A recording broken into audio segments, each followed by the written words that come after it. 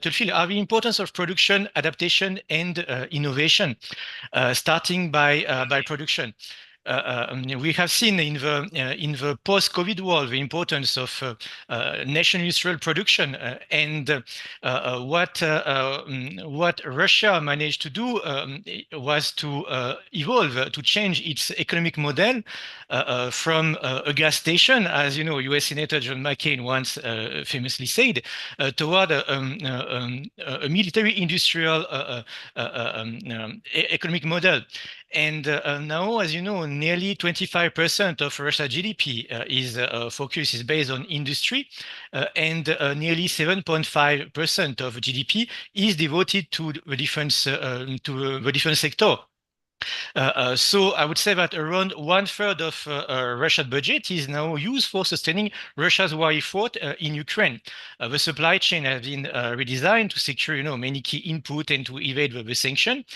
And Russia-Ukraine war has transformed, I would say, Russian society, Russian economy, and to put defense at the center of Russia's economy. Even I would say more than 500,000 jobs has been created in the defense sector over the past years. Russia, is often designed as a Kalashnikov economy, which is a durable and unsophisticated system. And I would say that it is a very good way to describe the evolution of Russian economy in order to sustain the war effort. Especially because the front is covering nearly 1,000 kilometers, and thanks to its industrial effort, Russia keeps the firepower superiority, at least 3-1 in every sector, and even at some point a ratio of 12-1 of superiority over the Ukrainian army. And it is all due to the industrial capacity of Russian Federation. As you know, now Russia produces around 3 million shells by year, which is thrice more than the European Union plus the US all combined together. At the moment, Russian factories are working 24 hours, 7 days in the week, and they have teams which are working 12 hours by day and completing, overtime sometimes until 4 hours by week in order to sustain the industrial production of weapons, shells, and other military equipment. And nearly 3.5 million of people are now working for the defense directly in the battlefield or also in the factories. And even if Russian military equipment is not as much sophisticated as the equipment provided by NATO member states, it is also widely cheaper. And the focus is put on sustainability. And the Russian weapons are made and built to be used for large-scale use. Even if Russia, for example, has lost a lot of armored vehicles and tanks in the beginning of war, Russian Federation has been able to re-update, refresh, reactivate a lot of old Soviet tanks and BMP and other vehicles. Even, for infantry combat equipment, all the Soviet SSH-60, SSH-68 helmet came back to the battlefield, and we are very far from the 2015 Ratnik combat infantry equipment of the future. A lot of ammunition also come from the supplies of Soviet era, but also from imports coming from North Korea and Iran, as you know. And a good example of this capacity of adaptation and innovation based on industrial production is the role devoted to Fab 1500 guided bombs, because these are guidance kits which are combined with Soviet bombs, and that convert unguided bombs into precision guided bombs in order to target high value bunkers and other military bases. Even if the Russian military-industrial complex has been impacted, of course, by Western sanctions, and but these sanctions are mostly concerning, supersonic cruise missiles like the missile of the Caliber family, because some of the chips and other components are Western-made. But for ballistic missiles like the Iskander branch or subsonic cruise missiles like the He-101. domestic production is not an issue. So Russia can still sustain a very mass production. The conflict has also shown the importance of firepower because the primacy of firepower over precision fire is still, I would say, a battle-winning factor in Ukraine at the moment. It is Napoleon, I believe, who was calling artillery the queen of the battlefield. And in the Ukrainian battlefield, which is extraordinarily congested, tight, in short zone, around the contact line with trench lines, electronic warfare systems, artillery batteries, counter-battery radars, precision-guided munition are the key, obviously. But precision-guided munition are extremely expensive. Caliber cruise missiles, Iskander missiles, ballistic missiles are very expensive. And it is sometimes cheaper to use the drone, kamikaze drone, for example, the drone, or classical, I would say, rockets in order to fire enemy lines.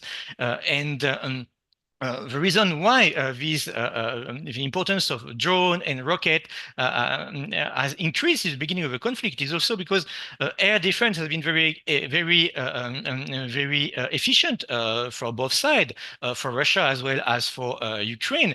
And Russia's inability to control the skies was a very early surprise at the beginning of war, at the beginning of invasion.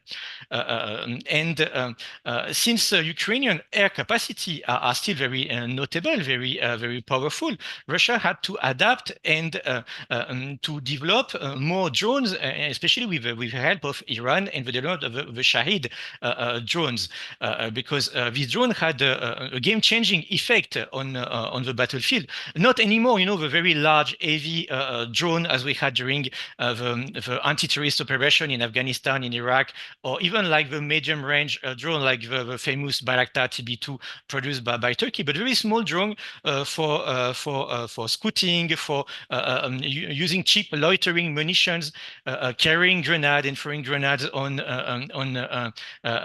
enemy troops, became a game changer on the battlefield. But also, I would say, for psychological operation, because with drone, you can film the battlefield, and then you can screen on YouTube some war crimes, or you can use it for propaganda purpose.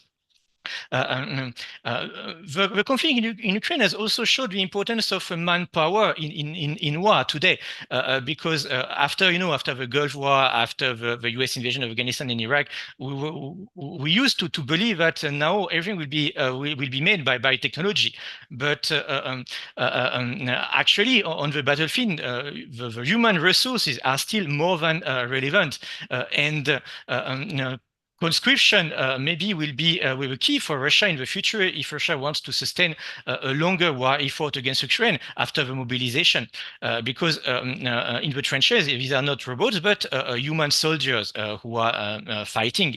Another lesson that we can learn from the experience of Russia's invasion of Ukraine is the importance of logistics, and it was one of the cornerstone of any contemporary conflict. But Russia failed in improving its logistic, and especially Russia is experiencing a lot of troubles in terms of combined arms operation due to logistics failures, because logistics change have been constantly targeted by very mobile artillery system deployed by the Ukrainian army on the battlefield, and it prevented Russia to move further and faster from the very beginning of war. One of the solutions used by the Ukrainian military in order to compensate the smaller manpower on the battlefield and the lack of firepower by comparison with Russia was to develop a very, I would say, a very mobile, agile, flexible military culture, and that I believe it's General Mark Milley, the US commander-in-chief, who once coined the expression of discipline disobedience, because one of the main failure of Russian military is to have a very efficient command and control vertical of power on the battlefield, and while the Ukrainian forces at the opposite are more mobile, more agile, more decentralized, and they can lead sabotage operation and and over warfare operation, unconventional warfare operation, even on the Russian territory. But I don't want to take too much time, because we have for this session 5 or 6 speakers, so I will stop after only 10 minutes. I think that I have taken already a lot of time, so I will wait for the question if some of you have some questions. Please stay with us till the end. Sure. You can answer a lot of questions, because your expertise is very important to us. You cover the economic perspective, what you call the ability to produce arms, what you call Kalashnikov economy, the quick adaptation which the Russian economy made over the last 2 years already, in terms of mobilizing resources to produce more and more weapons. And your suggestion, not your, but generally the suggestion that to counter that, what can happen, what European powers and American powers can do, is to think of more mobile, more agile operations as to counter the current insufficiency of the Ukrainian army. Thank you. Excellent points. We will keep you online for more questions. Now, I want to give the floor to Pavan, our second outside speaker now, for 10 minutes. And then we go with the panelists in our room. Please, Pavan, you go. Oh my goodness, I wasn't expecting this. This is an unexpected privilege and a pleasure. I really just wanted to make some remarks that, and I'm sure we will unpack this later as the discussion goes, that there has been a lot of Western world pressure on India about India's position to continue to take Russian oil. And I just wanted to highlight and call out the recent Financial Times analysis that very clearly shows factual evidence of the hypocrisy of UK and other leading Western European economies, in that they have continued to make vital exports to Russia under the garb of, sending it to Georgia or other friendly countries that were not embargoed, and then those goods, essentially ending up in Russia. So just wanted to, make that call out about the apparent hypocrisy of Europe, and therefore it is no surprise that that the Russian economy has proved remarkably resilient to the so-called failure of the sanctions regime. And if anything, all that we've seen is a further acceleration of the de-dollarization of international trade. The proportion of international trade that's settled in US dollar has significantly, noticeably come down over the past 2 years. The third point I wanted to make was the almost vindication, if not vindication, certainly a deeper focus on the wisdom of the position of players like India, who have chosen very explicitly not to take sides. And that wisdom plays out, shows up even more given how this conflict. Your voice is missing, Pavan, but your points are taken. Your first 2 points. If you can finish your third, yes, please. Are you online? Yeah, something stuck. Okay, please stay with us, Pavan. Thank you for your points. They are well taken. We will move on, but if you can restore the connection, welcome to continue your participation. Let's not wait and move to our next speaker. Tamara, please, your time. Yeah, you want? Yeah, please. Thank you very much for the opportunity to share my experience after being during the semester in Ukraine, in Kiev, in the capital of Ukraine. And okay. Okay. And of course, I may share the ideas for hours, but you are lucky because today I have my lecture, and that's why all the my ideas. First of all, before the war, we came with Ukrainian delegations to Jindal, and of course, we always had some pulse, some attention to the pulse of Ukraine, or events, positive or negative. Very happy just today to declare positive, because yesterday in Los Angeles, Ukraine received the first praise, the first Oscar for movie, for very important movie. And I would pay attention at unusual, unconditional words of Ukrainian delegation. Of course, they thank Los Angeles, but they say this. Absolutely, I would never want to make such movies and going on this honorable stage, because if only Russia did not attack Ukraine.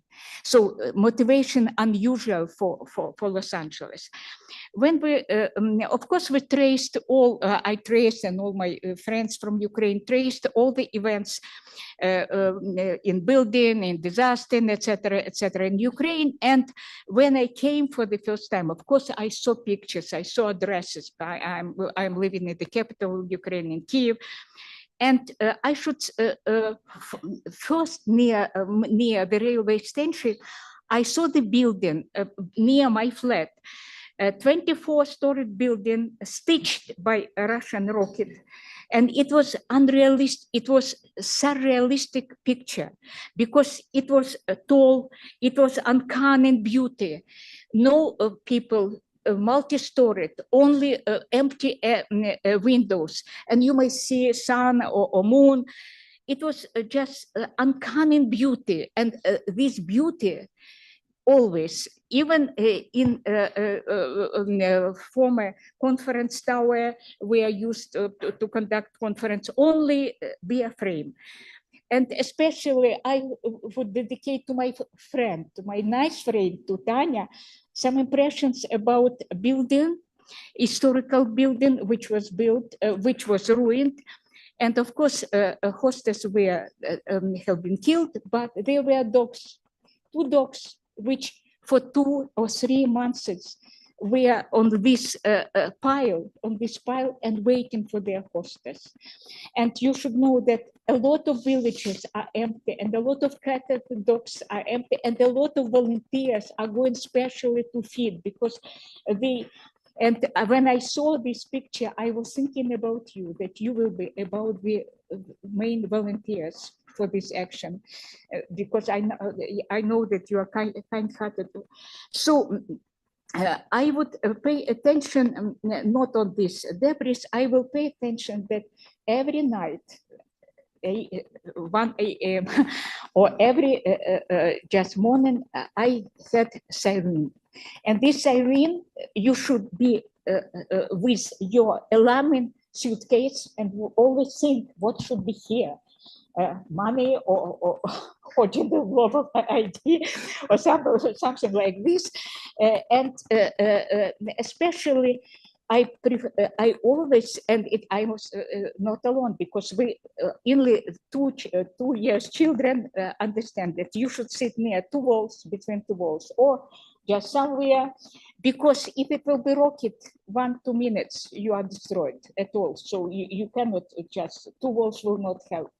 But that's why at this time, millions of Ukrainians are sitting and waiting for for this siren. And I was waiting, and I was recovered Eric Erickson term, which he dedicated for people who are near the death, that it is a state facing on not being.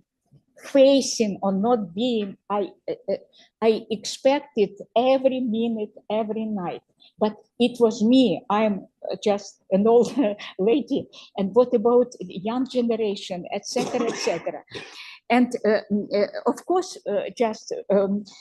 citizens are prepared, and just they are adjusted. I will just give an example. My friend has a 9-year boy, son, and he I just now even students demonstrate, and I discovered in his diary such punks, the first punk to kill Putin, the second to get positive in mathematics, the third one to buy a hamster.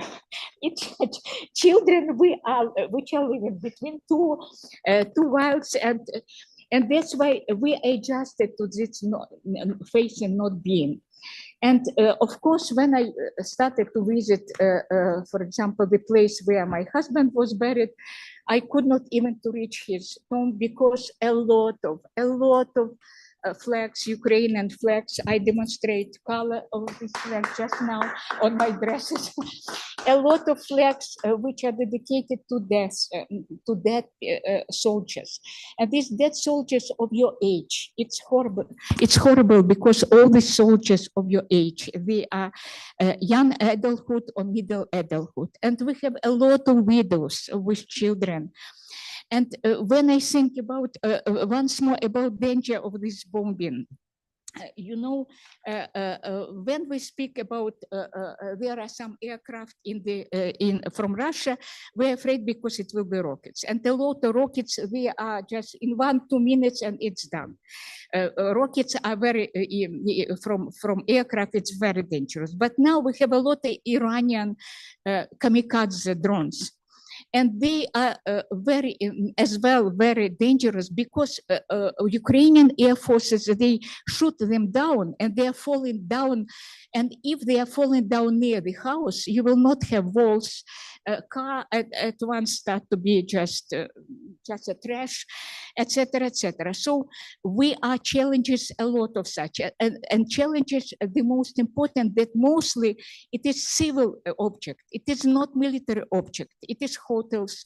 It is houses. It is just even masterpieces, historical architecture masterpieces. And when I saw these flags and quantity of these flags, it's more territory only in Kiev, in central region, than our flag area in general. Imagine how many thousands of young people. It's horrible. I could not reach even just step anymore on this. And a lot of such widows and a lot of such children who will never see their parents, fathers especially. And I always just paid attention and recover for myself in this situation, not just facing not being or not being. Viktor Frankl books, his famous book, A Man's Search for Meaning. He survived after Holocaust. He paid attention that some people were really waiting for death, and some people struggle and have their meaning. And what is the meaning just now shooting on civil object of Russia? Just to exhaust us, to be tired of this war and just say, well, let it be peaceful, any peaceful. We are tired of this. No. As widows, these flags, they inspire Ukrainians, and they start to be more stronger.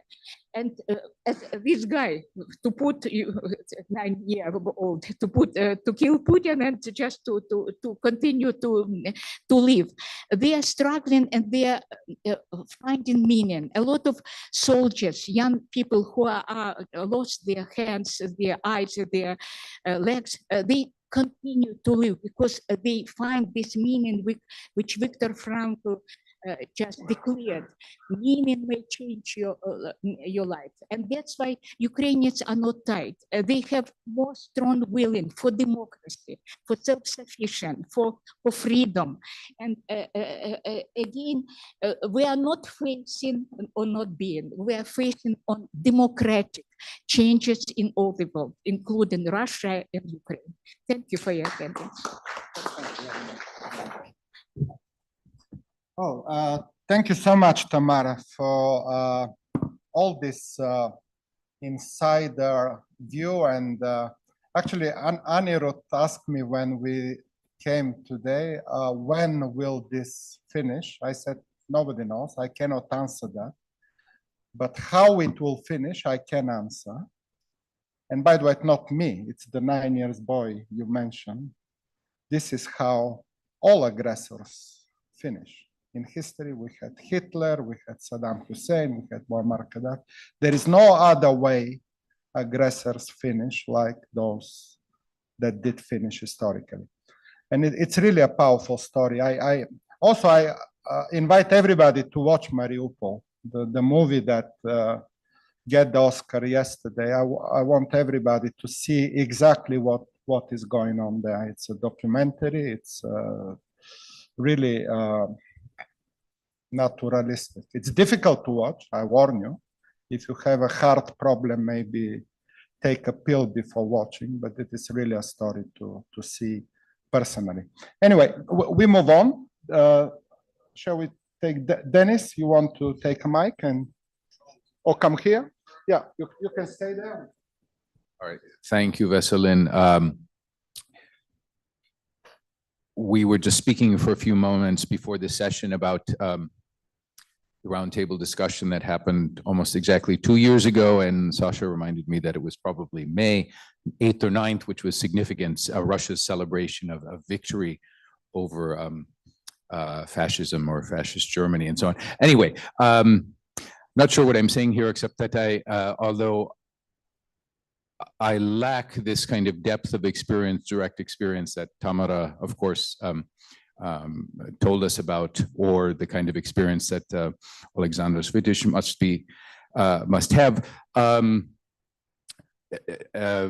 Yeah, so I was thinking earlier today and yesterday evening about what I would say here today, and I was trying to find some notes from the previous roundtable discussion. And I recall making some rather disconnected comments about Ukraine's identity as part of what I call Mitteleuropa, to use the German. In other words, its allegiance in many ways more with Central Europe, central regions of Europe than with Russia. Of course, it's not an absolute sort of thing.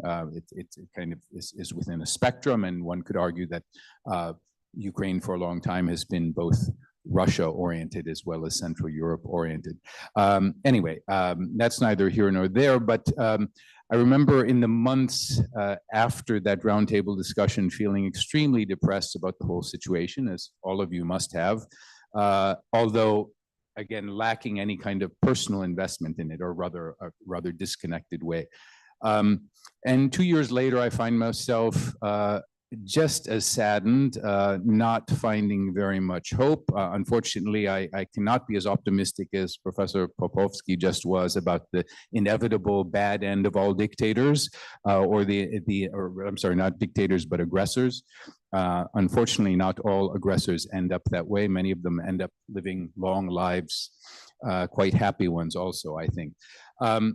Anyway, I thought that I would, I thought that my role here would be more to comment on what other people here want to say. What I was going to talk about was one thing that seemed really quite surprising, or inconceivable, I think, in April or May of 2022, was the accession of both Finland and Sweden to NATO. Okay, and I just want to make a few remarks about that today. Really seemed unlikely then. Both countries, because of their historical experiences within Europe and their particular relations to Russia, having very deep reasons for not being aligned with NATO, although cooperating, of course, on some levels. In the case of Sweden, there was a whatever it was called, a partnership for peace signed or engaged in the very early 1990s, 1994, which basically set up a situation in which Sweden would possibly serve as a kind of staging area for NATO forces, even though Sweden would remain, again, not part of NATO and still officially neutral in the event of an all-European conflict. And one of the reasons why Sweden's accession to NATO formally just last week March 7th, or one reason it seemed so inconceivable, I think even in 2022, was because of the downturn in military spending in Sweden in the years after 1994. In other words, if you look at a graph of, the size of the Swedish military and investment and so on, from the 1970s onwards, even with that Partnership for Peace agreement in 1994, there continued to be a downward trend. And it seemed very clear to people, even, again, very external observers like me, that Sweden could never play any particularly substantial role in a NATO setup. But it happened, right? Similarly, Finland, because of its experience and its experience with Russia in the 20th century, the Winter War of 1939, 1940, and so on, had reasons to remain aloof from any kind of formal Western-led military alliance. So again, one of all the really earth-shattering political developments, as well as military ones in the past 2 years, I still find myself struck by this real substantial change to the nature of NATO itself with the accession of Finland and Sweden. One can argue that this is must remain more symbolic than substantial, and that the contributions, if you want to call them those, call it that, of these two Nordic countries to the NATO alliance is going to be, quite marginal and so on. Again, the fact that it happened at all is quite striking. I remember getting into somewhat of an argument with an Indian Russianist friend of mine, a historian, in August or September of 2022, where he said, well, Sweden was effectively part of NATO anyway. It's not true. There was no sense in which Sweden was part of NATO or likely to join NATO until after Russia's invasion of Ukraine.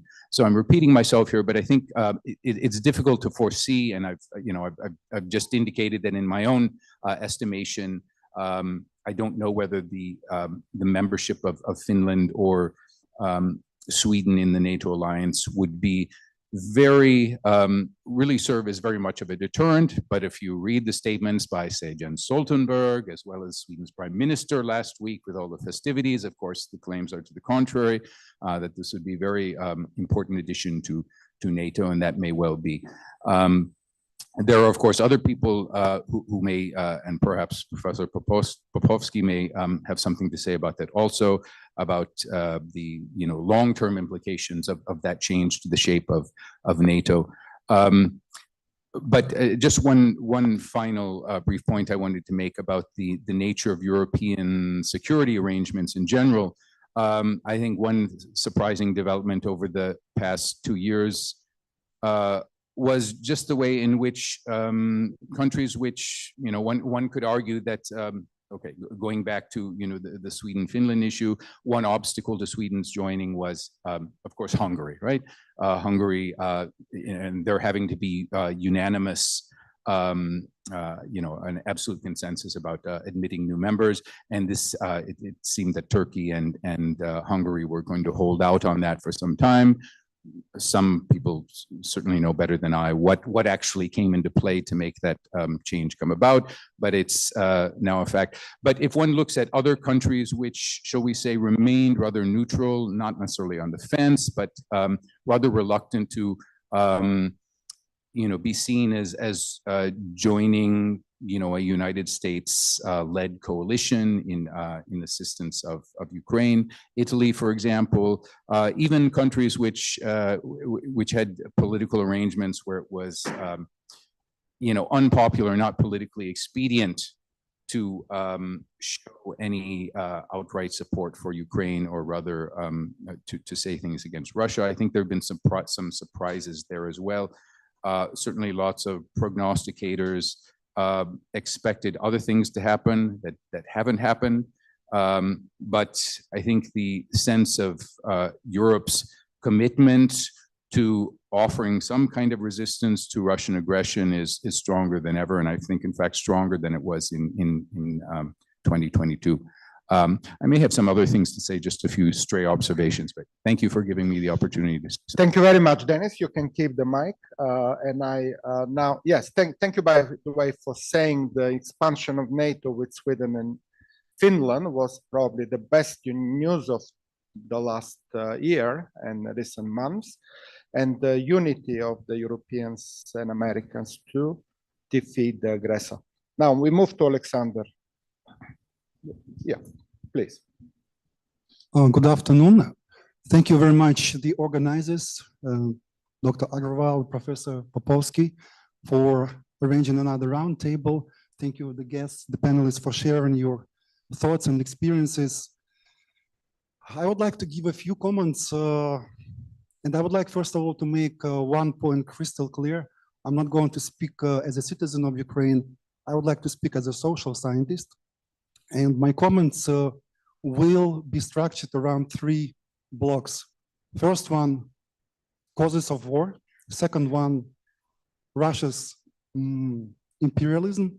And third one, the stance of the global South. And what unites all of these blocks is the thread line of imperialism. So very briefly, first of all, there are multiple explanations for the war, ranging from it's a fight between democracy and autocracy, it's Putin's irrational impulse, it's imperialist ideology. Of course, one of the most famous or infamous ones, it's a proxy war between the West, US, NATO, and Russia. I think all of these explanations are deficient if we look at them in isolation. And by the way, I also find quite common among students here and also among Indian colleagues to follow the realist lens, that is to accept that this is a proxy war. There are several problems with this explanation, which I do not want to highlight in detail right now, but beyond that, there is a lack of empirical support for this explanation.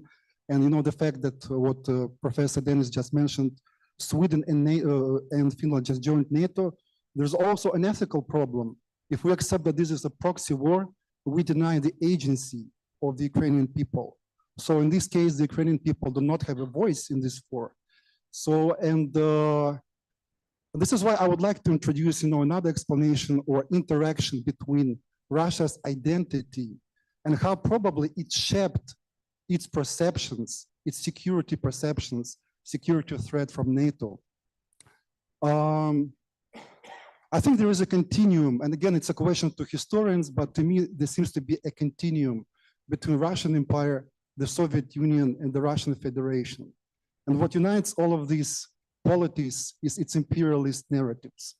So I strongly encourage the students here, and colleagues to read Putin's so-called historical essay on the unity between the Russian and the Ukrainian peoples, which he published just on the eve or on the day of the invasion. And you will learn a lot. You will really learn a lot about how history can legitimize actions, how history can be rewritten, and how history can resurrect old-style, archaic, imperialist agenda, which is backwards and looking backwards, but which is used to move forward in a way. So in a sense, this imperialism has been overlooked by many analysts, and by many scholars, by many political scientists, including. And it is very strange because somehow imperialism is usually associated with the West. So for instance, the United States can subjugate Latin America or the Philippines, or the British can conquer India or Afghanistan, but Russia is portrayed, and this is probably also a factor of the Soviet propaganda, as a more humane or integrative polity, even though it was an empire, even though it did not have overseas possessions. However, if you look really into the historical facts and historical records, if you listen to the historians of the post-Soviet countries, there seems to be a consensus that the Soviet historiography, for instance, emphasized one way, one narrative, which is the Soviet Union was a humane brotherhood of peoples, and whoever claimed otherwise, whether you are a Ukrainian historian or a Polish historian or a Latvian historian, would be labeled as nationalist. So this baggage has been revived, this repertoire, this vocabulary of imperialism has been revived. And by the way, I would like to insist that it's promoted not only by the Russian elites, of course, including Putin himself, but it seems it has gained traction among the masses as well. And there are many pieces of evidence for that. I don't want to rely on public opinion. I think sociology of war is very difficult to assess. But in mass media, in mass culture, for instance, films like Brother 2 used to be wildly popular, not only in the Russian space, but also, ironically, in all post-Soviet countries. Brother 2 was an openly culturally chauvinistic movie, which elevated the Russian nation over others. Second piece of evidence is look at the mass culture of Russia today. One of the most popular singers is called Shaman. He clearly resurrects this ultra-nationalist, imperialist message in his songs. He's wildly popular, and he's followed by millions.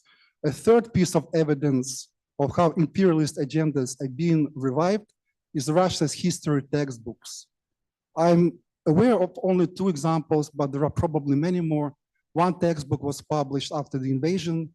It was supervised by the Minister of Culture of Russia, Medinsky, where Russia is presented as a liberating power, which, by the way, shows again that, the baggage, there is a taboo of calling this war a war or aggression or invasion.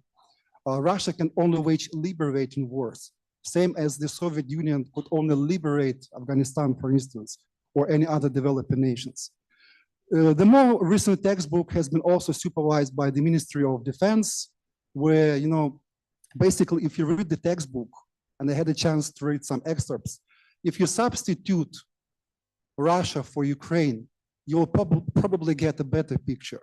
So a really blatant imperialist, ultranationalist propaganda that is happening. And so this leads me to my third block, and this is how Russia is actually promoting itself or branding this war toward the global south. So what Russia is doing is using, ironically or tragically, the pseudo anti-imperialist rhetoric, which seems to find traction among the nations of the global south for obvious reasons. India was a colony. Many countries of the global south were colonized in the past. So Putin's rhetoric, if you think about the G20, for instance, but same happens in the domestic audience, like the Valdai Club or many others. He emphasizes that he's fighting against neo-colonialism, neoliberalism, for social justice, and so on and so forth. So again, it's very ironic because this finds traction, for example, among global South nations, among the Indian people, who for right reasons would want to see a non-Western world. And it seems that Putin's anti-Western stance resonates with the global South perspective of having a non-Western world. And I think it's very important for the people, of India, of other global nations, to really separate anti-Westernism from non-Westernism.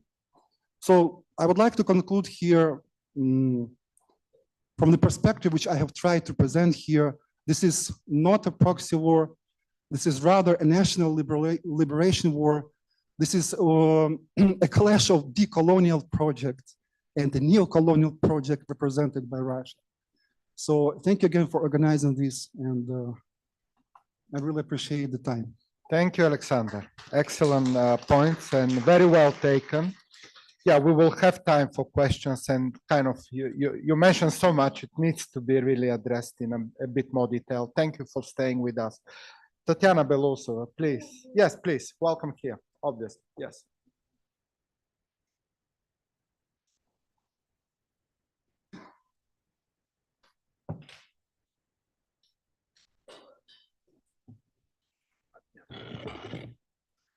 Да.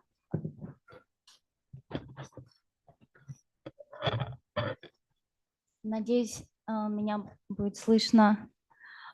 Thank you for giving me this opportunity. Of course, it's a privilege to be here and to share my perspectives as a citizen of Russia. Yeah.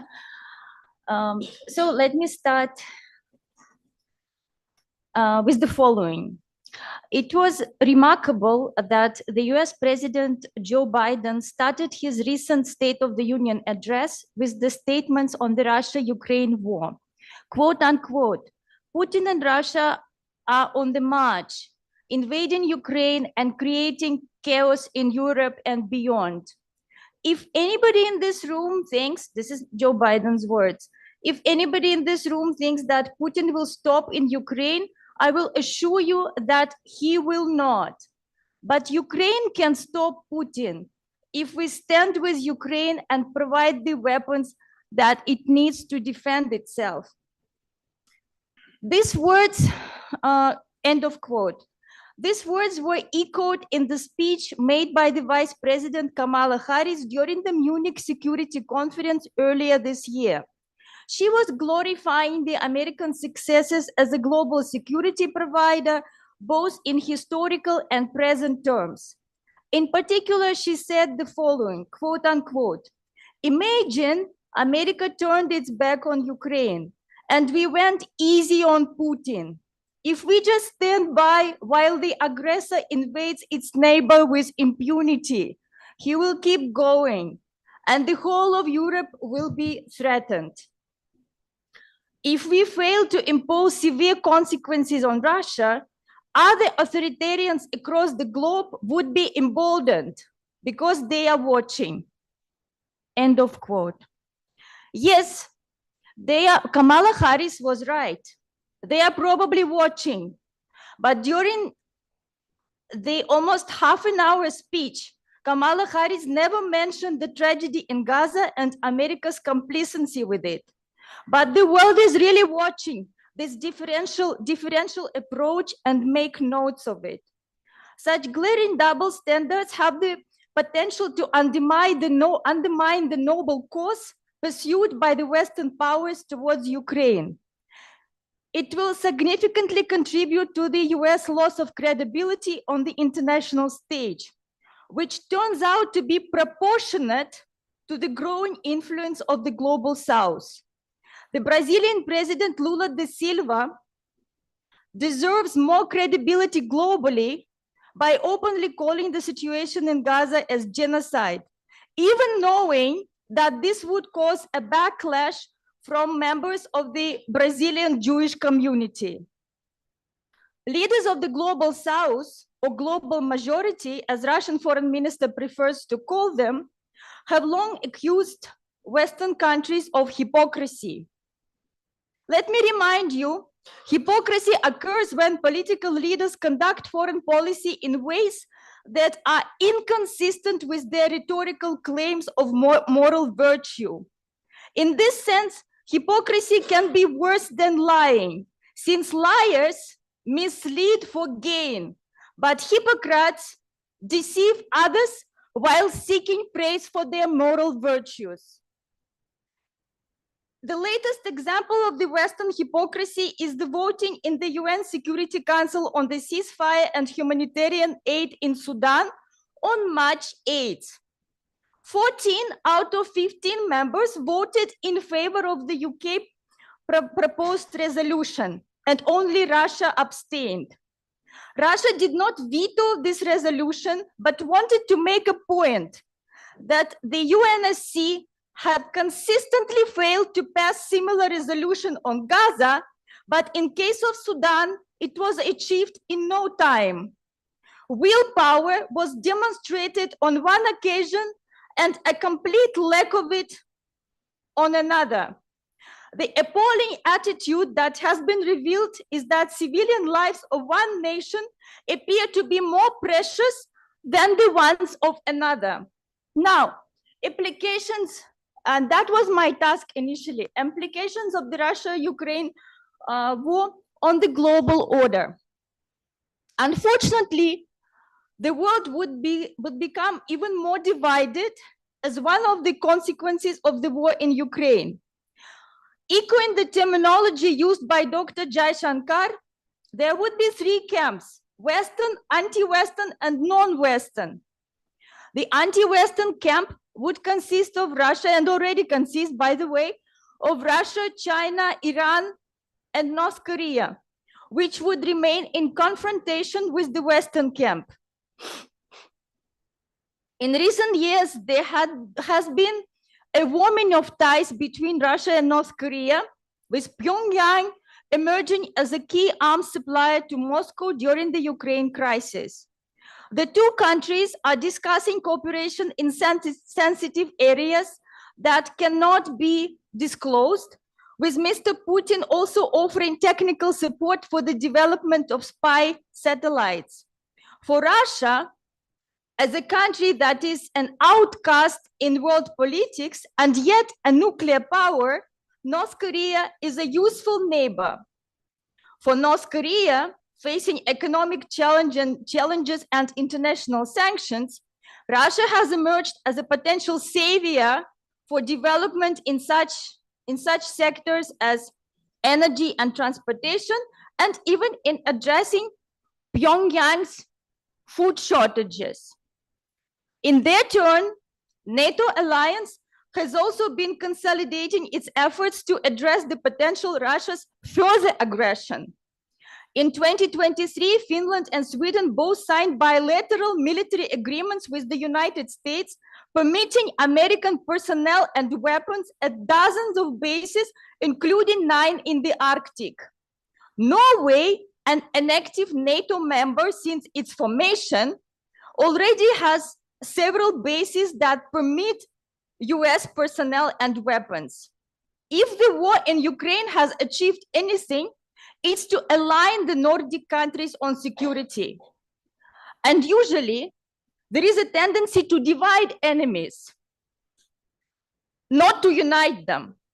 But in case of the Russia-Ukraine conflict, it turned out to be otherwise for Mr. Putin.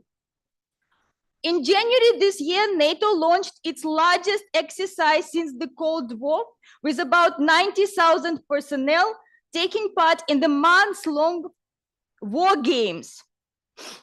NATO did not mention Russia by name in its announcement, but its top strategic document identifies Moscow as the most significant and direct threat to member states. In these drills, there will be more than 50 ships, from aircraft carriers to destroyers, more than 80 fighter jets, helicopters and drones, and at least 1,000 combat vehicles. Steadfast Defender 2024, this is how it is called, Steadfast Defender, will demonstrate NATO's ability to rapidly deploy forces from North America and other parts of the alliance to reinforce the defense of Europe. The exercises will be conducted in Poland, the Baltic states, and Germany, and are expected to last until the end of May. The last exercises of a similar scale were the Reforger drills during the Cold War in 1988, with 125,000 participants, and the Trident Juncture ones in 2018 with 50,000 participants. My assessment of this is, yes, such actions are justified given the circumstances and can be viewed through the lens of conventional deterrence. But the element of exaggeration and fear-mongering is also there, which would only perpetuate the vicious cycle of the security dilemma in the region. I don't think Russia has an intention to invade any of the NATO members, be it the Baltic states or Poland, since it would be deemed suicidal for Russia. This would invite a war with NATO and lead to World War III. Ukraine had been a red line for Russia due to its historical significance. Millions of Ukrainians have families in Russia and identify themselves as ethnic Russians. That's why, in my opinion, it had been the greatest mistake to try to pull Ukraine in one camp, not letting it to be neutral, since there were those who hated Russia and those who did not. All these attempts since 2014 to integrate Ukraine into the US-led order turned out to be catastrophic. Now, I'm coming to my final point. The question now is, what is Putin's end game? What does he want to achieve? Clearly, it is not about territorial gains, no matter how plausible this argument may sound. Most probably, Putin's strategic thinking is on what kind of world order will be there, a Western-led or multipolar. But as I've mentioned earlier, the West itself had significantly contributed to the loss of its global credibility. Power of example and not the example of power. Obviously, this important advice has not been followed been sincerely followed by the so-called champions of democracy. Thank you. Thank you, Tatiana. Always good to have a variety of views, and this is exactly what universities and academic institutions are about. Thank you again. Okay, so let's move on. We have many, I'm happy to see many faculties in the audience as well, Rafaela and Sergio and Annika and others. Pier Paolo is also here, I see him. Everybody most welcome too. We will have some microphones with you also in the audience. If your voice is down or if your voice is up, you can tell what do you think about everything you have heard. You have many points which my colleagues and I haven't made any points myself. I want to make only one because I teach international law and I see some of my students here. I often hear about the proposal for a peace conference. You know, people say Donald Trump will win the elections in November and he will bring a peace conference. Turkish president always talk about peace conference, and China had a proposal about peace conference several months ago. I'm really curious what that, and they say, well, peace conference means Russia should be invited and sit together with everybody else. And I'm really curious to see that conference with the current Russian leadership. I really want to see Putin and Lavrov presenting speeches or participating together, and not only with the West, but even with China, with India, with Turkey, with Brazil, and everybody else. All peace conferences in the past have something very common in mind, and this was respect for international law. There were many wars. This is not the first one, probably not, sadly, the last one, but every peace conference is about international law, about agreements, about rules, and what everybody in the world kind of accept as those rules. You know, when we watch football games, everybody respect the football rules. If we play chess, everybody moves the move as the rules of the chess. And that's why these are globally accepted rules. And if everybody, including Chinese, including Brazilians, including Indians, respect international law, respect the United Nations Charter, respect the non-use of force and non-intervention. They have written this in the UN Charter. They respect international humanitarian law, how to fight even wars, how to protect civilians, how to respect human rights, how not to kill political opponents in prison. Everybody, India, China started its peace plan by saying sovereignty and respect for international law. I'm really very curious, those who invite peace conferences, how do they see the current Russian leadership accepting international law and human rights? Let's open the questions. Yes. Okay, let's start here. Be brief and yes, but make your point. Yes. First of all, thank you so much, respected panelists, for actually taking the time and giving your views on the conflict. My question was more oriented towards international criminal law, and I wanted to know your opinions about Armenia joining ICC in the light of the Nagorno-Karabakh conflict? Shall we take this later? This is really a specific issue, and I think Piero Paolo may answer that as well. But yeah, this is very specific and it's not part of the discussion. Let's focus on the. Please address questions to what has been raised already. Yes, please. Oh, okay. You have a second one. Go ahead. No,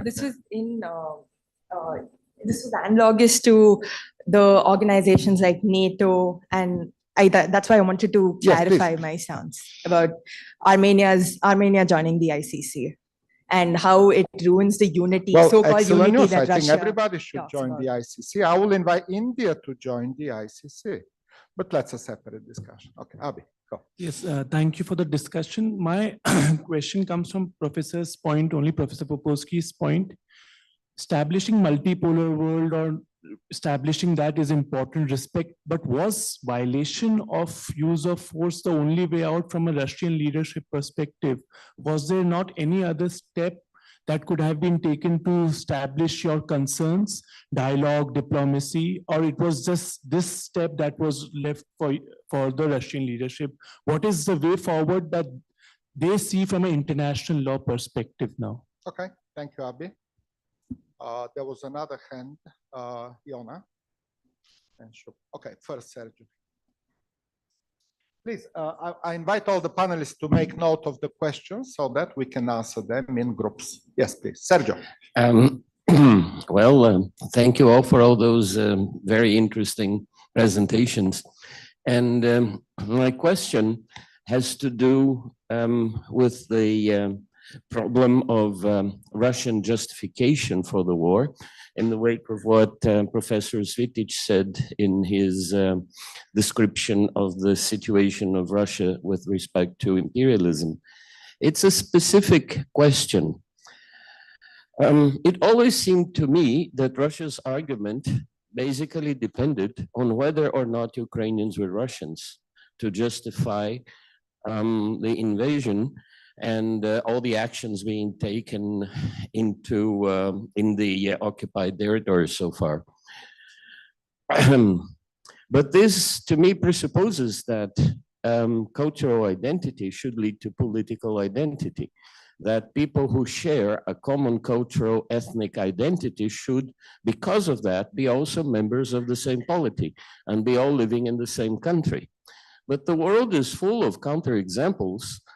Mentioning just English, nobody doubts that Americans, English, Canadians, Australians, New Zealanders, and even Indians speak the same English language, and yet nobody would suggest that all those countries should unite and form a single political entity.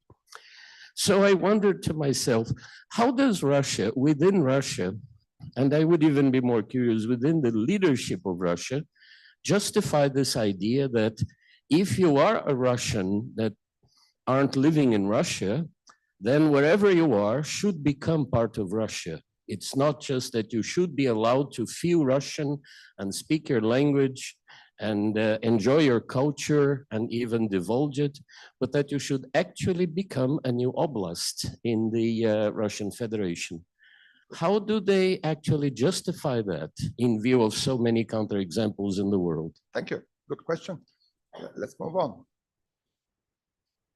In the middle, and we end up with Shubha and Yona, and then we take those few questions first. First of all, thank you everyone for today's discussion. My question roots from your Professor Popowski's last statement that could we have a peace dialogue and stuff like that. But when we look upon Russia's history, the country has broken promises in the past in terms of the Budapest Memorandum and how they promised Ukraine certain promises in return of them forfeiting their nuclear arms. But the ambiguity in the memorandum itself and all the things that happened after that. My question is, can we in the current times trust Russia once again to not actually break their promises once again? Good. Thank you. Shubha and Yona. First of all, I'd like to thank all the participants in the dialogue for their wonderful presentations. And my question stems from the arguments about Sweden and Finland acceding to NATO. Whereas my question is, does the NATO, which was an organization formed for the Allied First World blocs as a counter to the Soviet Union during the Cold War, still should still exist because it because now the modern day functions of NATO, we've seen some of them are quite commendable, whereas their actions in Ukraine, their actions in Taiwan against China, or even to some bit of an extent, maybe Afghanistan. But we've also seen NATO since back then conducting their own cases of aggressions, which have been very bad in terms of maintaining world balance, such as their aggression against Egypt, I think against Sukarno, their actions against most non-allied members, even in Afghanistan, their actions twice in Iraq, Syria, Libya, Darfur, and now their aid to Israel against Palestine. So should NATO still exist? Because the reason it was created is far exit. Yeah, thank you. I would like to give Alexander first the floor because he mentioned he needs to go to a class. Sorry, Yona, we will have a second round and we'll start with your question. But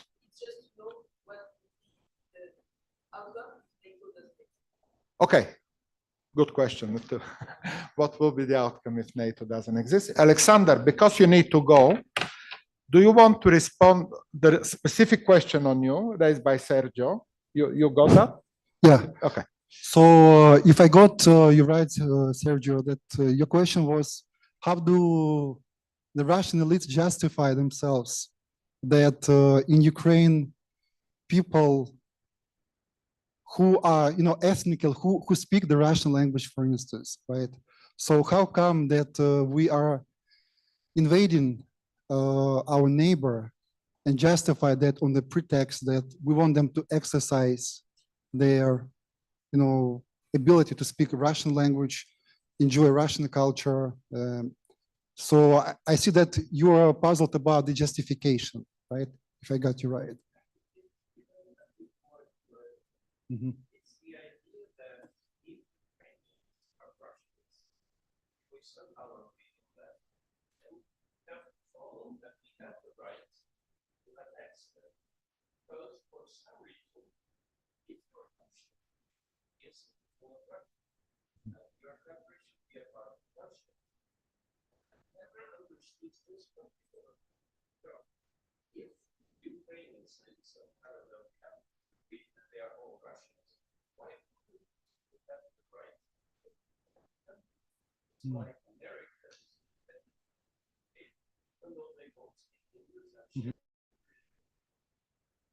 Okay, thanks for clarifying. So I think it goes back to my message on imperialism.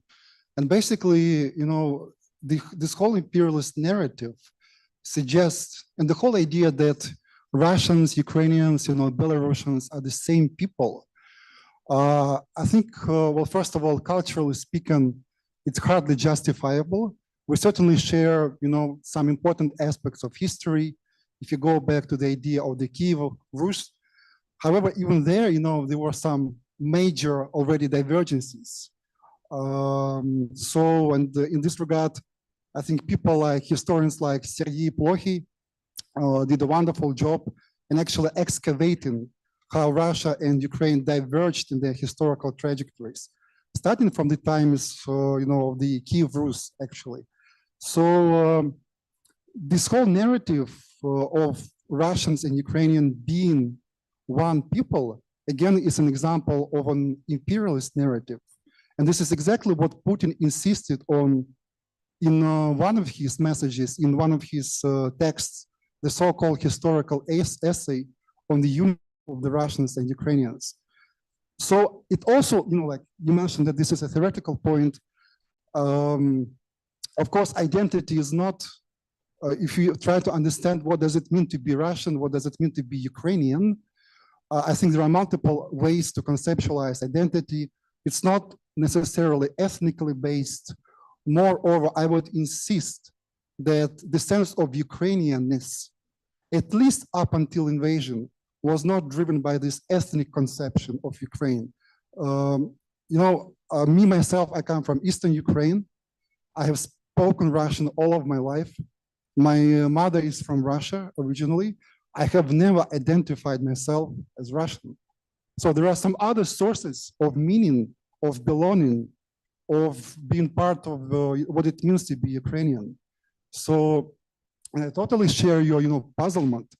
If Ukrainians and Russians, as the Russian elites insist, are one people, why would you liberate them? Liberate from what?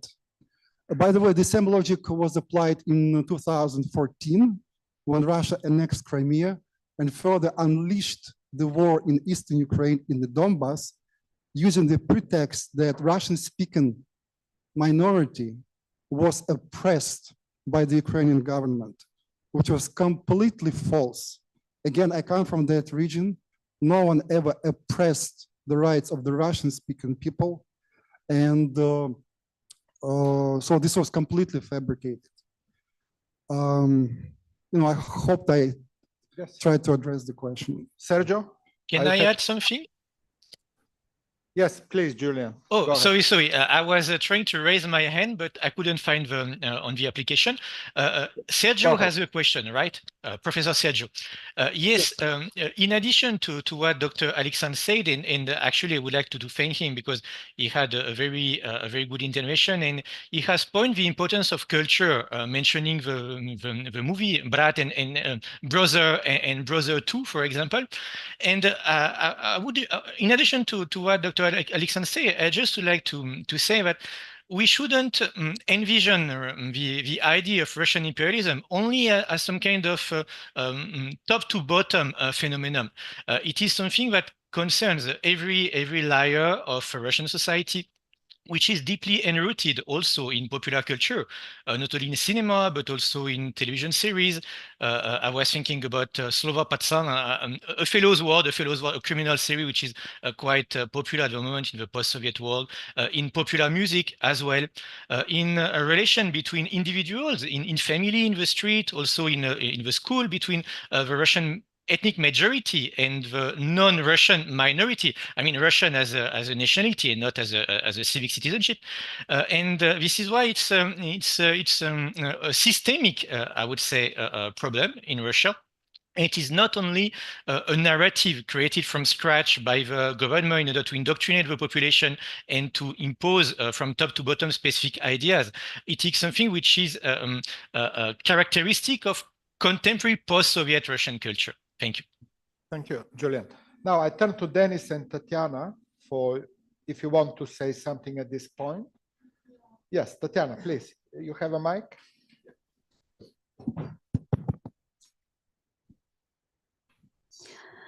Regarding the first question, was it necessary for Russia to resort to such aggression, basically, and invade country?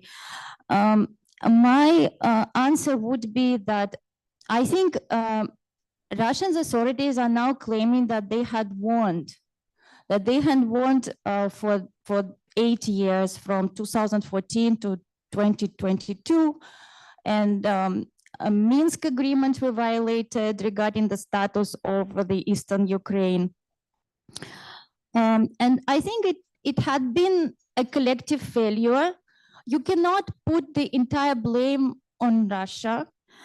I think the Ukrainian authorities in those times should have done better in order to address the legitimate concerns of the ethnic Russians. And in particular, I think that the policy of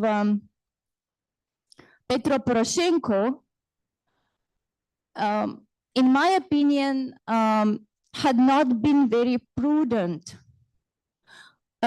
He could have exercised more conciliatory approach towards Russia. I think so. In terms of abolishing Russian language and denying ethnic Russians of their culture, the culture they wanted to practice. Yeah, like eliminating it from the public sphere, from academic sphere, and emphasize only Ukrainian language. Well, it can be debated, of course. I understand due to the sensitivity of this, due to the sensitivity of this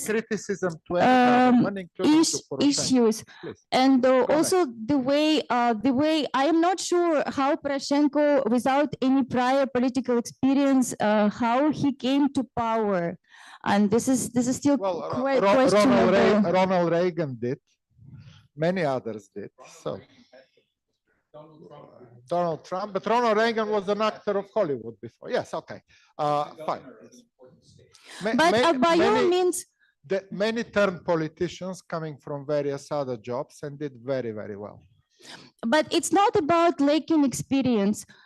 For that matter, President Zelensky also did not have experience, right? But still he rose to the occasion, and he showed this exceptional leadership qualities. There is no question about that. You made a good point that some do better than others. But it's not, again, regarding Poroshenko, I think that he was just a very convenient personality, very convenient political figure for Western powers. Well, but Tanya, he was elected in democratic. The difference between Ukraine and Russia is that Ukrainians presidents do change.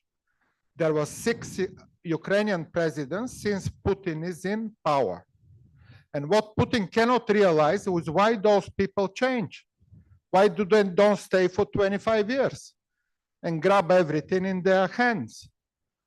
What Putin cannot understand is why Zelensky take power from Poroshenko, why Poroshenko take power from previous one, because it's his mind is the only thing in life is to stay in power forever. But Ukrainian presidents do change. Ukrainians love to change their presidents like every other normal country in the world would love to change their presidents. There is nothing wrong if in the next election Zelensky is replaced by the next Ukrainian president. I want to answer the question by Shubka and Yona. Yeah, Yona, you want to go on with? Yes.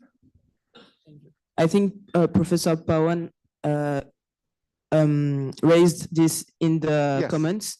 There is a statement made by Donald Trump, if he's elected, that he will withdraw from NATO if it's still going. So, well, he cannot do that, first of all, because NATO rules are that US Constitution will not allow. Well, let's leave this for January next year. It's not that easy, but since the Congress is already blocking the next year, I will answer your question.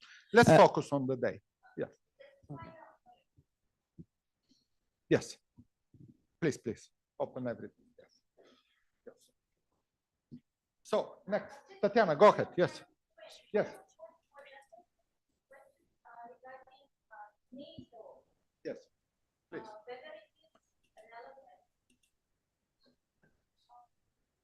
I'm not sure that extension of NATO and capacity, I don't believe personally that Europe is becoming safer due to this extension and regime. But like I said, I think statement of fear mostly, because like I said, what is there all the next, all Polish authorities that they use, the greatest I don't think, sincerely, I don't think it is going to happen. So NATO's emphasis on the increasing of their military capacity, as I mentioned, both field and exercise. True. So it's gaining momentum at the moment, but I don't think that would fully justify their point taken. Yes, absolutely. Tatiana, your point is very taken from your original presentation that the NATO maneuvers in April and May do not contribute to European security. Absolutely. I think I would agree with that. Please.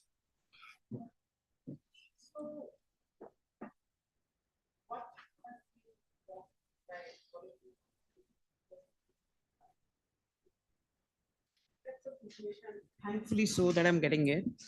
But my question is that there is setting a narrative of anti-Western, and that being Alexander was making that point that resonates with the global South.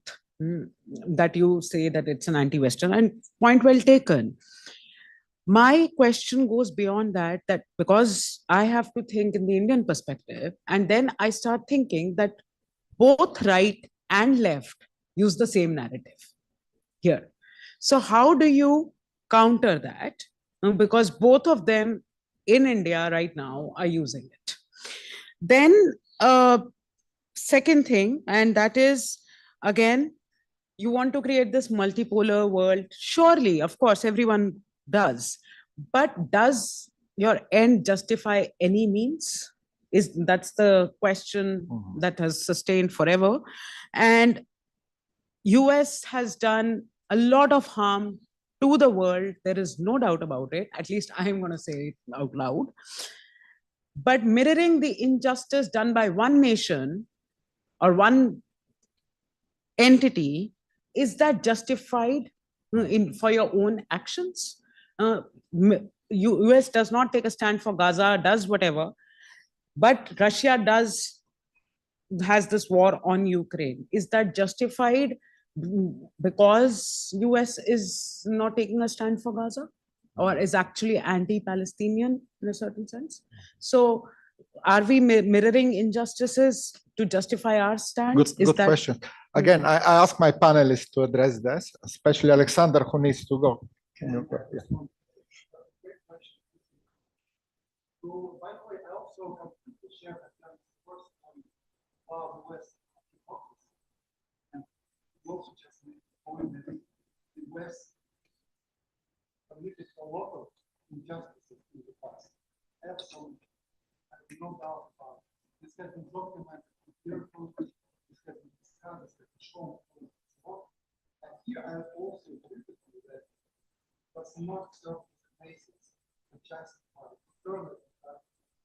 Because this is actually a logic of what about it, which is infantile, best, and very dangerous at first. What about that? It's precisely what Russia is trying to project. What about the West? If the West has invaded, the US has invaded Iraq, why fail?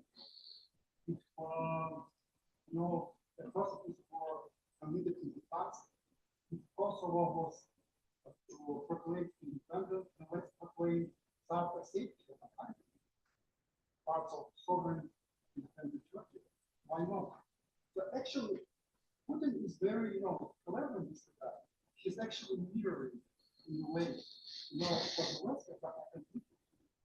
But I also feel that this does not justify violating political sovereignty and territorial integrity of different countries. Electing our own president is one of the signs of having political sovereignty. Deciding whether to keep the Russian language in the province or not.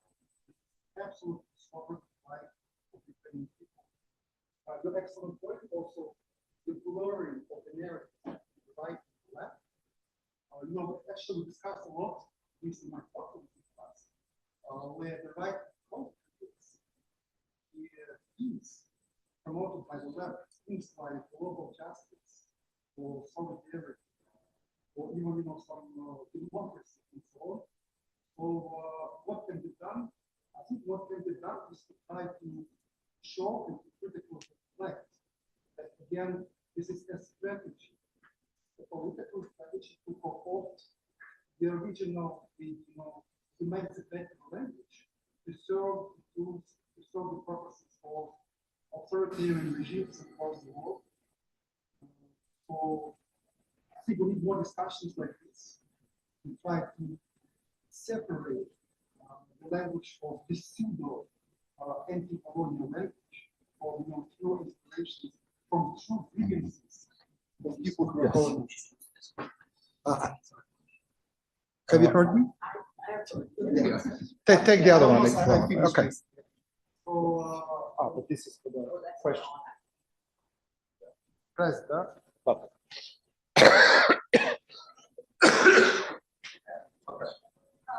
Yes, Tatiana, please. Yeah, of course. Yes, Tatiana. Short question related to the Global South, because during your presentation, you made one statement, and my question is regarding this particular statement.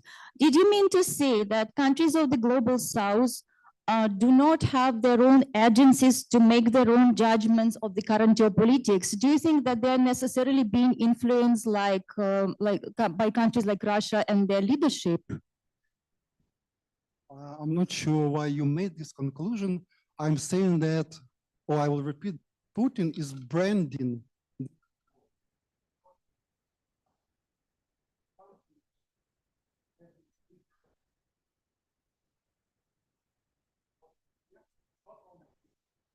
it's against the West, it's against hypocrisy, it's against their colonial practices, it's against their, extracting resources from the Global South. Of course, I'm not denying the agency. What is denying the agency is insisting that this war is really about Ukraine being a sphere of influence. And because Ukraine was pulled to the Western camp, of course, Russia had warned for many years that you shouldn't do this. This is denying agency of a politically sovereign nation. I'm not denying the agency of the Global South Point taken. countries. Yeah, clear. Dennis, do you want to add something here? Well, I would just add to what Sasha just said. Yeah, against the agency of Ukrainians, the agency of the Global South, if one wants to generalize, whether that's even a very useful term of analysis. But yeah, agency, certainly. It's certainly not a matter of if one is pulled or if a group is pulled from one side to another, there's also a push factor also. But I want to move to a different point. A number of questions were asked about, I think, more or less about the relevance of NATO. And I think that's a very good point. I mean, that's a question that's been asked of NATO for a long time. And can the sledgehammer easy answer as well? Russia's invasion of Ukraine has now provided a new justification for the existence of NATO. I'm not sure whether that's true. I'm also somewhat disturbed by these current military exercises, although they're quite inevitable or predictable given what it is that NATO has promised to do. I agree that certainly NATO as an organization has been drawn into conflicts in other parts of the world outside of its immediate area of concern. There's a little bit of sophistry or political theater there in that several countries that have participated in exercises in places like Afghanistan or whatever have done so not as NATO members, but rather as independent nations. And that's true even of many countries in Northern Europe. But there is certainly some deception there. Whether that really demonstrates that NATO is some globally active military bloc that's intervening in all of these situations where I don't accept that. But not that there's really any good to be seen in any of this, but certainly the Russian aggression in Ukraine has renewed a sense of NATO's purpose, at least as an organization to protect the interests of Europe, whether it be in Kosovo, as happened in the 1990s and other places. Another thing, anti-Western, the new key term or the revived key term, of course, is non-Western, right? The idea that one can be not necessarily anti-Western, but non-Western, not in favor of one bloc or another. Is this really a meaningful revival of this very, I think, powerful and useful idea championed by India particularly, but other nations also in the 1950s of non-alignment? Whether non-Western equals non-alignment, I think is an important question for political scientists to keep asking. Yeah, I think that's it for now. Thank you, Dennis. Actually, a good point made that we need to be specific. And my student mentioned many aggressions by NATO. And let's take the worst one, 2003 invasion of Iraq. That was not NATO. Actually, more than half of the NATO members were against that aggression. Germany and France were, and most of the European. It was America and Britain. So let's name the things that they should be named. Okay. Yes, Tatiana. Yes, please. creation of the multipolar world and whether ends justifies the means. I think, in my opinion, multipolar world has been emerging almost evolutionary. And perhaps at the moment, it is better to call it non-polar world because, because it is work in the progress and we don't know what would be the final outcome because it has been shaping now. Yeah, non-polar, but it's not because we are deliberately creating it. I think it has been shaping by itself due to multiple factors. And of course, the most important factor is the rise and global influence of the global south, growing influence of the global south. Absolutely correct. And yeah, so this is the direct connection between multipolarity, the debates on multipolarity, and the rise of the global south. Yes, we see BRICS, we see G20, and these are powerful and more powerful actors. We see India, let's say India, which is a leader of both these groups, both BRICS and G20.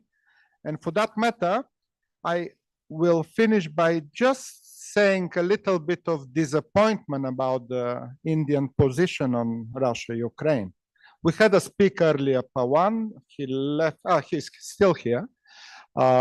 He left and rejoined. However, my disappointment about India on Russia-Ukraine goes very much to the Indian democracy, to the Indian history.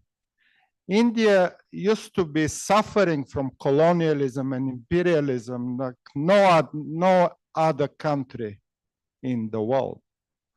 But we are 21st century. And I would ask, who are the imperialists and the colonialists of the 21st century?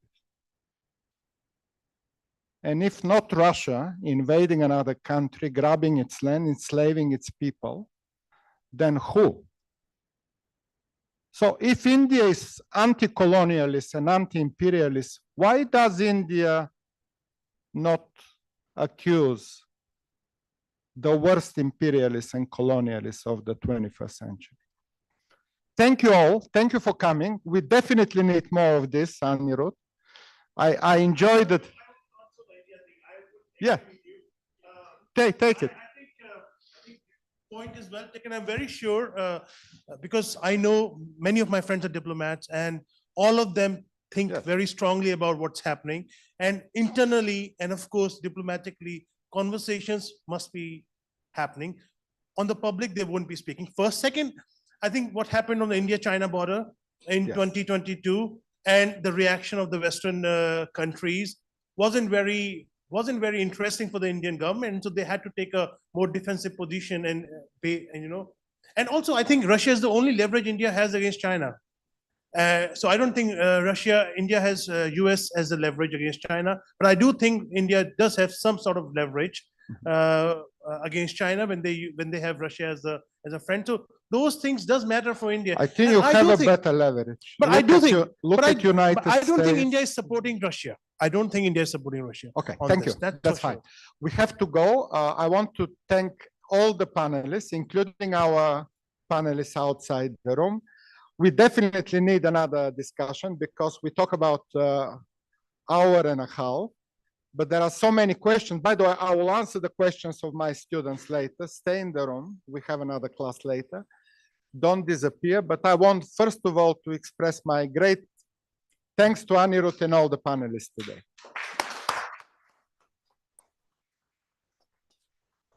And also to Julian and Pawan joining us from far away.